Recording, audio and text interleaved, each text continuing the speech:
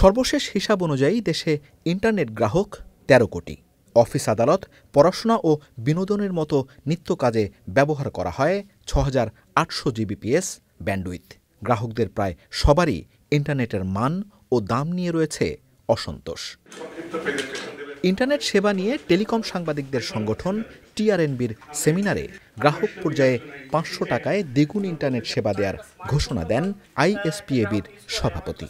তবে এই সেবা দিতে ব্যান্ডউইথ সঞ্চালন খরচ ৫ টাকায় নামিয়ে আনার দাবি তার। মানুষকে সেবা দিতে হবে, দিন শেষে মানুষ ভালো সেবা চাই। ইন্টারনেটের মান ও দাম নিয়ে ক্ষোভ প্রকাশ করেন নিয়ন্ত্রক সংস্থা ও সরকারের দায়িত্বশীলরা। যদি আইএসপি লাইসেন্স নিতে হয় তাকে আইএসপিবির মেম্বারশিপ বাধ্যতামূলক। টেলিকমিউনিকেশন অনেক অ্যাসোসিয়েশন আছে, কোথাও বাধ্যতামূলক নাই, এখানে কেন বাধ্যতামূলক? এটা করার উদ্দেশ্য ছিল এই পুরো জিনিসটাকে, সেক্টরটাকে পলিটিসাইজ করা। এই পলিটিসাইজ করে যে লাইসেন্সগুলো দেওয়া হয়েছে এর একটা সিগনিফিক্যান্ট অংশ রাজনৈতিক বিবেচনা দেওয়া হয়েছে। পাড়া মহল্লা বেজ, মাস্তান বেজ সার্ভিস অনেক লাইসেন্স দেওয়া হয়েছে। আমরা তো এখন ওপেন করে দিতে চাই। ওনারা বলছেন স্যার ওপেন করে দিলে তো কম্পিটিশন অনেক বেড়ে যাবে, আমাদের যাদের লাইসেন্স ছিল এরাই তো ঠিক ছিল। তখন আমি জিজ্ঞেস করলাম তার মানে কি গত ১৫-১৬ বছর ধরে যারা লাইসেন্স পেয়েছে তারাই ব্যবসা করবে, বাকিরা করবে না? তখন চুপ করে গেলেন। বান্ডেল থাকলে প্রতি সেনমানিতে টাকা বাঁচবে। বিকাশ সেনমানি বান্ডেল কিনে জিতুন প্রতি লেনদেনে। ইন্টারনেটকে নাগরিক সেবা হিসেবে স্বীকৃতি দেওয়া হচ্ছে বলে জানান প্রধান উপদেষ্টার বিশেষ সহকারী। আপনারা যারা ইন্টারনেট ব্যবসা করেন, ব্যবসার সাথে জড়িত আছেন, আপনারা সবসময় দাবি করেন যে বাংলাদেশের ইন্টারনেট এই অঞ্চলের মধ্যে বা বৈশ্বিক স্ট্যান্ডার্ডের তুলনায় অনেক সস্তা। কিন্তু এই দাবিটাকে আমি সরাসরি খারিজ করে দিই।